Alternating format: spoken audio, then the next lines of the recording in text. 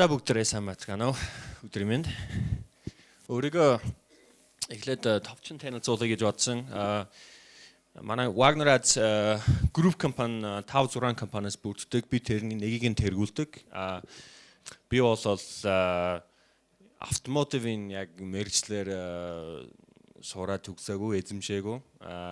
Энэ чинь зүгээр тохиолдлоор орсон ажил гэж үзэж байна. Би бол яг миний их сурвалж сурсан мэргэжил бол бизнесийн удирдлага болон санхүүж. Гол юм нь яг зөв мэргэжил сонгох юм биш, харин сурах арга барил нь маш чухал гэж би өөрөө хувьдаа боддог. Та нар намайг одоо ингэж нэг Монголоор ирж байгааг сонсоод энэ хүн яаж сурсан бэ? Хэзээ Монголд ирсэн бэ гэж асууж магадгүй. Би 1998 онд анх сүмийн шугамар хүмүүнлэг ажилтнанд болоод 2 жилийн хугацаатай 98-99 онд Монголд ирж байсан. Тэр үед би ирээд сайн дурын маягаар англи хэлний хичээл англи хэлний багшаар ажилласан. Тэгээд бас тэрний хажуугаар бас хүмүүнлэг төслүүдийг нь хөгжүүлээд явж байсан. Тэр үед би 19-20 настай байсан. Тэгээд энэ бол манай одоо гэр бүлийн одоо баг ууламжлал юу вэ гэхээр залуучууд 18-19 нас хүрээд ер нь бол уруу татагдах маш их эмзэг үе байдаг тийм ээ. Дөнгөж одоо нэг бэлгийн даав хөдлөөд ер нь октодын араас хөөцөлтөөд тэгээд PC тоглоом донтох ч юм уу одоо үед бол ухаалаг гар утас ч юм уу янз бүрийн одоо уруу татагдах олон хүчин зүйл байдаг. Тэгээд манай нутгийн маш нэг миний бодлоор ухаалаг нэг арга барил бол хүүхдүүд залуучуудыг бүр багаас хүүхдүүдэд заадаг. Чи одоо 19-20 нас хүрэхэд чи бол яг энэ хүмүүнлэгийн ажилтнанд явна. 2 жилийн хугацаатай гэдэг их сурвалд орохос өмнө эсвэл яг их сурвалд ороод тэгээд 2 жилийн чөлөө аваад хүүхдүүдийг тэгээд залуучуудыг тэгж явуулдаг. Би ч гэсэн 1 жил их сурвалд сураад тэгээд 2 жилийн чөлөө сурвалжаас нь аваад тэгээд Монголд ирэхээр болсон. Би Монголыг сонгоогүй, цаанаас нь манай нэг хүмүүнлэг байгууллагаас нь надад даалгаж өгсөн. Гэтэ ирээд тэгээд мэдээж эндхийн амьдрал, эндхийн соёл, монголчуудын хандлага, зочломтгой байдал, ер нь тэр өв уламжлалын одоо тэр түүхийг би бүр сурж аваад тэр нь бүр шингээд үнэхээр их таалагдсан. Тэгээд мэдээж хэл сураад нутагтаа 2000 оны цагаан сарын өнгөрөөд би нутагтаа буцаж очоод эргээд суралт орсон. Гэхдээ энд байх хугацаанаас одоо сурсан зүйлсийг би мартаагүй. Яг монгол хэлний яг орчин нь биш байсан болохоор яг тодорхой хэмжээгээр монгол хэлийг мартсан байсан. Гэхдээ би 3 жилээр их сурвалж сурахын хажуугаар хагас цагийн ажил олох гээд би өөрийнх нь сурж байсан их сурвалд би өөрөө багшаар орсон. Монгол хэлний багшаар орсон. Монголыг зорин очдог сайн дурын ажилчдад анхан шатны монгол хэлний хичээлийг би заадаг болсон. 3 жилээр 7 хоногт 20 цагаар тэгж хагас цагаар ажиллаад тэрнээс олсон цалин мөнгөөр би өөрийгөө өөрийнх нь их сурвалжийн одоо төлбөр тэр амьдрах мөнгөтэй болж чадсан. Би энэ өөрийнх нь амьдралын одоо энэ түүхээс яагаад хуваалцаж байгаа вэ гэвэл залуучууд 17, 18 наснда яг дуун сурвалжаас төгсөөд их сурвалд ороод 4 жил сураад зарим хүүхдүүд 21, 22 настай гэхэд одоо мэргэжилд орно гэж бодоход миний бодлоор бол арай эрт байна. Амьдралын тууршлаг байхгүй, хаач явж үзээгүй, хэлж сурж амжаагүй. Тийм учраас яг миний явсан замаар явах нь зарим хүмүүсийн хувьд илүү зөв юм болоо гэж би боддог. Энэ бол манай хүүхдүүд 5 нь одоо 14, 15 нас хүрэх гэж байгаа. Маш хэцүү үе. Надад бол тэр бол бас компьютерийн компьютер тоглоом тоглох дуртай, гар утсаар оролцох дуртай, өрөөнөөс баг гарах дургу зүгээр л өрөөнд ороод хаалга төвжээд тэгээд ямар ч одоо хүнтэй одоо хайрцах юм уу тийм хайрц хүсэл огт байхгүй маш зөрөөд энэ насыг одоо яаж одоо зүгээр давж гарахыг би үнэхээр одоо бүхий л одоо арга барилыг нь одоо судлаад түнд өөрийнх нь манай аав нарад хурж намайг хүмүүжүүлсэн шиг би өөрийнх нь хөгдөдийг яг тэр аргаар хүмүүжүүлээсэ гэж хүсдэг. Гэхдээ энэ бол үнэхээр амар зүйл биш. Тэр хүнд манай аав нарад зааж өгж байсан тэр амбиц, тэр хүсэл эрмэлзлийг түнд одоо ойлгуулж түнд одоо суулгахад бас үнэхээр маш их хэцүү даалгавар юм маш их хэцүү үүрэг хариуцлага юм гэдгийг би маш сайн ойлгож байгаа. Түнд одоо нэг гол одоо нэг зарчмыг би заахыг хүсэж байгаа. Энэ зарчмыг бид энэ 1800 оны үеэр бичсэн нэг зохиол номноос би сурж авч болдог. Энэ зохиол одоо орчин үед одоо нэг кино болгож өгсөн нэг Walt Disney-гийн нэг кино, Alice-ийн гайхамшигтай ертөнц гэдэг нэг кино байдаг. Тэгээд тэр кинон дээр нэг дүр гардаг. Энэ муур та нар санаж байна уу? Alice болвол нэг туулайн нүхэнд бүдэрж ороод маш их гайхамшигтай сонин ертөнц рүү ороод төөрдөг. Төөрсөн байдалтай яваад нэг тэр зүгээр нэг уул мөр нэг замыг даагаад явж байхад тэгээд тэр зам хоёр тишээ салж явдаг. Тэгээд тэр замын уулсарт энэ муур эвтэйхэн зүгээр л тухан сууж хэвдэж байсан. Тэгээд Alice тэр муурнаас асуусан. Би аль замыг сонгох ёстой вэ гэж асуусан. Тэгээд тэр муур охин руу хараад Alice-с асуусан. Чи хашаа явмаар байна гэж асуусан. Хашаа явах гэж байна гэж асуусан. Тэгээд Alice бодож байгаа л харин ч хашаа явахаа сайн мэдэхгүй гэж хариулсан. Тэгээд нөгөө муурчин за тэгвэл хашаа явж байгааг мэдэхгүй юм бол айц замыг сонгосон ч чамайг тэнд хүрэх болно. Айц замыг сонгосон ч ялгаагүй. Бид нар бол хаашаа явж байгааг тодорхойлох хэрэгтэй. Нэг онч мэрэн үг нэг нарад таалагдсан хэлц үг байдаг. Энэ бол ялалтаа тодорхойл гэсэн нэг зөвлөмжийг би хэдэн жилийн өмнө сураад өөрийнх нь одоо бараг амьдралын одоо нэг ураа лоозон болгосон. Миний хувьд ер нь ялан гэдэг үг бол яг юу гэсэн үг вэ те? Би хаашаа явах гэж байгаа. Би юуг ялмаар байна те? Би өөрөө мэдээж амжилтанд хүрсэн хүн баймаар байна. Гэхдээ миний хувьд амжилт гэдэг бол яг юу гэсэн үг вэ, тийм ээ? Энэ чинь зөвхөн одоо карьер, мэргэжлийн хувьд биш, ер нь бидний одоо хувийн амьдралч гэсэн их чухал юм аа.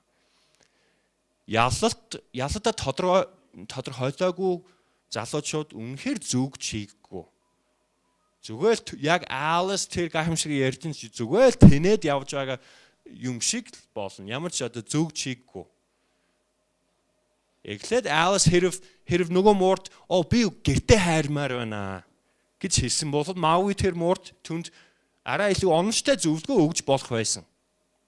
Аав ээж хоёроос, багш нараас, ментор болох тэр хүмүүсээс бид нар зөвлөгөө асуухдаа юу хийх ёстой вэ? Айл замыг сонгох ёстой, айл мэргэжлийг сонгох ёстой вэ гэж асуух болгонд хэрв бид нар шууд нэг зөвлөвч юм уу эцэг ээжүүдийн хувьд шууд ингэж нэг зөвлөмж өгөх гэж яарах ёсгүй. Эглээд тэр хүүхдээс тодорхойлж асуух хэрэгтэй. За миний хүү юу хиймээр байна? Өөрийнх нь зорилго, өөрийнх нь явах зам чинь өөрийнх нь хувьд ер нь юу хийвэл зохихыг бид нар асууж байх нь зөв. Чиний зорилго нь юу вэ? Зорилготой байх юм маш чухал. Та нар өнөөдрийн хуралдаанаар яг энэ одоо зургийг хид хідэн одоо өөр хэлбэрээр харах байх гэж би бодож байна. Яг бол энэ бол мэргэжлийг сонгоход баг хамгийн их түгээн юм л нэг зөвлөмж байна л да. Энэ бол ер нь ямар ч хүн ер нь амьдралынхаа мэргэжил ажилтыг сонгоход ер нь өөрөөсөө асуух ёстой 4 асуулт. Эхний асуулт бол би юунд гарамгай сайн байна вэ? Тийм ээ? Миний авьяас чадвар юу вэ? Бусдаас илүү. Тийм ээ? Арай хөгжөөгүй ч гэсэн энийг хөгжүүлэх юм бол би бусдаас арай илүү гарангаа илүү сайн байж болно гэж хэлэх юм бол энэ чинь бол эхний шалгуур. Хоёрдугаар шалгуур бол би юу хийгээд чамайг аж жаргалтай байлгадаг вэ? Мэдээж ажил, мэргэжлээс сэтгэл ханамж авах ёстой, тийм ээ? Хэрвээ ажилдаа дургүй юм бол энэ бараг боочтой нэг хэлбэр болно, тийм ээ? Тийм учраас мэдээж ажил таалагддаг байх ёстой. Тэгээ ажилдаа өөрөө дуртай байх нь чухал. Гуравдугаар шалгуур юу хийгээд мөнгө олж болох вэ? Монгол нийгэм зарим маш гоё мэргэжил бид нар зарим гоё мэргэжлийг ерөөсөө үнэлдэг үү? Багш, эмч, тийм ээ? Хамгийн бага цалин авдаг. Миний мэдэх нэг найз өмнө эмч болсон. Гэтэ цалин маш муу байсан. Тэрнээс гоолоод багш болсон. Би гайхаад байна л да. Яг Америкт бол хамгийн баян хүмүүс, хамгийн өндөр цалин авдаг хүмүүс болоод эмч, мест засалч, тийм ээ. Эмч чинь маш их нарийн мэргэжилт, маш их өндөр мэдлэг ухаан шаарддаг. Монгол харамстай бид нар тийм мэргэжлүүдийг бид нар маш их өндөр үнэлдэггүй учраас энэ мэргэжлээс мөнгө олно гэж үнэхээр хэцүү юм. Хүмүүс яадаг вэ гэж эмч болоод тэгээд тэд нар хахойт нэхдэг бараг, тийм ээ? Нэг гарын мөнгө ч юм уу, гар цайлах мөнгө юу гэж хэлэх юм бэ? Юу ч гэсэн албан бус тэр төлбөрийг нэхдэг. Энэ болоод яг манай одоогийн цогцлогооны нэг сул тал ч юм уу. Ямар ч байсан хэрвээ би энэ мэргэжлийг сонгох юм бол би энэс үнэхээр өөрийнх нь хэрэгцээг хангахад тийм мөнгийг олж чадах юм уу гэж бас асууж байх нь зөв. Маш их гоё тийм уурлагын тийм уур чадвартай, гоё баримл, гоё зураг зурж чадчих гэсэн хэрв тэр зураг эсвэл тэр хийсэн баримл хөшөө авах хүн байхгүй бол мөнгө олох чадвар байна уу? Би даах чадвар байна уу? Байхгүй. Тийм учраас энэ бол үнэхээр намайг ер нь тийм орлогын эх өсвөр болох тийм ажил байж чадах уу гэж бид нар бас асуух ёстой. Дөрөвдүгээр шалгуур нийгэмд үнэхээр энэ нь хэрэгцээтэй юу? Тийм ээ? Миний оруулах гэж байгаа уур чадвар, миний хийж чадах ажил энэ үнэхээр нийгэмд хэрэгтэй юу? Энэний огцлбор, энэний уулзвар дээр болоод яг бидний сонгох ёстой сонголт. Даанч ихэнх хүмүүсийн хувьд энэ дөрвөн шалгуурыг хангасан ажлыг сонгодог. Би ч хүртэл. Би өөрөө баг байхдаа би өөрөө гэмтлийн мэс засал болох юмсан гэж би мөрөөддөг байсан. Гэхдээ яагаад тэрнээс би яг тэр мэргэжлийг сонгоогүй юм бэ гэвэл их сурвалд ороод би маш онц сурдаг байсан. Дандаа онц гэж сурдаг байсан. Тэгэхээр их сурвалд ороод хими хичээлд ороод Америкийн их сурвалжийн химийн анги болол эмч нарыг ер нь эмч болох хүсэлтэй хүмүүсийг ер нь шигшигдэг тийм анги гэж үздэг. Ер нь хэрв Америкийн хими хичээл муу байдаг хүмүүс болол эмч болох боломжгүй гэж үздэг. Би болол яг бүрч муу сураагүй. Дандаа л онц гэж буусан ангууд сурдаг байсан бол тэгээд химийн хичээлд нь ороод ерөөсөө тийм сэрүүн байж чадаагүй. Election суух бүр дандаа л нойр хүрдэг. Үнэхээр өөртгөртэй. Ерөөсөө миний нэг саналыг татаж чадаагүй. Тэгээд онц биш би сайн. A B C гэж авдаг. Би бол A биш B авсан. Тэгээд би өөрийгөө сонжоод энэ үнэхээр хэрэг би үнэхээр сэрүүн байж чадахгүй байхад би яагаад энэ мэргэжлийг сонгох юм бэ? Угаасаа эмч хүний хувьд хийм болоод маш их хэрэгцээтэй нэг сэдв, тийм ээ. Тийм учраас тэрийг болоод тэгээд бизнесийн салбар руу орохоор шийдсэн. Ер нь амжилтанд хүрэхин тулд нэг онцгийн чадвараас илүү энгийн өдөр тутам дагаж мөрддөг тэр зуршил бол хамгийн илүү чухал байдаг. амжилт гэж өдөр тутам дагаж мөрдсөн хэдхэн энгийн дэг жайгийг хэлэн гэж миний одоо даагдаг нэг мундаг нэг ментор хүн өмнө хэлж байсан. Тэгээд би өөрийнх нь энэ үгийг би өөрөө уншаад эндээс их урам олдог. Энийг би жоохон тодруулъя. Тэгээд өөрийнх нь ярины сэтв өндөрлөх хэрэгтэй. Энэ болоод миний одоо хувийн энийг бүр нарийн үзэх хэрэггүй шүү. Энэ чинь зөвхөн миний одоо хувийн энэ 2018 оны 2017 оны хувийн зорилгоод би жил одоо он солигдох бүрд би өөрийнх нь одоо хувийн зорилгоод тавьдаг. Компьютер дээр ийм одоо жагсаалт гаргаад зарим нь одоо миний одоо шашин шүлэг миний эрүүл мэндтэй холбоотой, зарим миний санхүүтэй холбоотой, зарим нь миний карьер мэргэжилтэй холбоотой юу ч гэсэн би тухайн жилийн одоо төлөвлөгөө зорилгоодыг гаргадаг.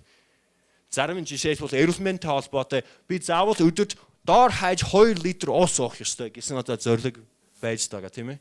Яг л би ус уухад маш муу байна. Тийм ээ. Тэгээд уусны одоо тийм дуталтаас болоод янз бүрийн одоо эрүүл мэндийн сүрэг одоо тийм зөөртэй болно. Чихэр идэхээ багасах ёстой гэд бас тийм зорилго тавьсан. Өдөр бүр доор хаяж 80-аар суньяах 20-оор одоо 20-аар суулт хийх тийм дасгал хийх ёстой. Гих зэрэг одоо тийм эрүүл мэндтэй холбоотой зорилго тавьсан. Бусад хүмүүстэй харьцаатай холбоотой зорилго. Юу ч гэсэн энэ болоод миний одоо өдөр тутам хийх амьдралдаа хэвшүүлэх одоо тийм зөв одоо даатал зуршил. Одоо би ер нь лифтээр гардаггүй, шатаар гардаг. Одоо өдөр бүр одоо 2 биш одоо 3 литр ус ууж байгаа. Одоо өөрийнх нь одоо цалингаас тодорхой хувийг би үргэлж хадгаламж хийж байгаа.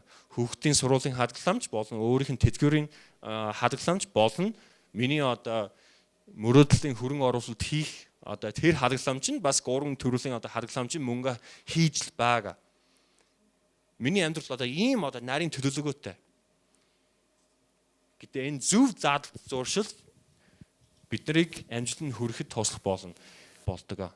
Карьер, мэргэжтэй сонгохдоо мэдээж бид аль аль нь хэрэгтэй. Урам зориг, хүсэл, эрмэлзэл зоригтой байх нь чухал. Гэхдээ л бас амжилтанд хүрэхин тулд урам зоригоос илүү төвчигч чадвар, ер нь зөв даатал зуршилтай байх нь илүү чухал юм а гэж би хэлсэн. Бид нар болгоомжтой байх ёстой хүмүүсээ. Их сургуулийн гол зорилго бол мэргэжтэй болох нь биш. За юу.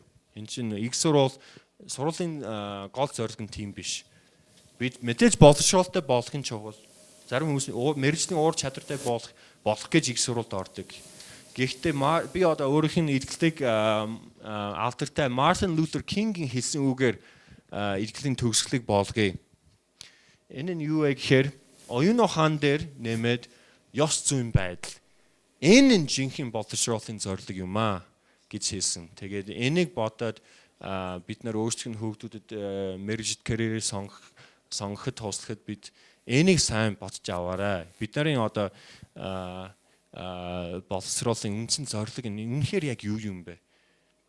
Зөвхөн оюуны хаан хөгжүүлэх мэргэжтэй болох нь хангалттай юм уу? Миний бодлоор бол энэ Мартин Лютер Кингийн хэлсэн зүйл бол тэр оюуны хаан дээр нэмээд ёс зүйн байдал бас их чухал шүү. Энийг мартаж болохгүй шүү гэж маш их үн цэнтэй зөвлөмж юм аа. Тэгээд анхаарал тавьсан баярлалаа.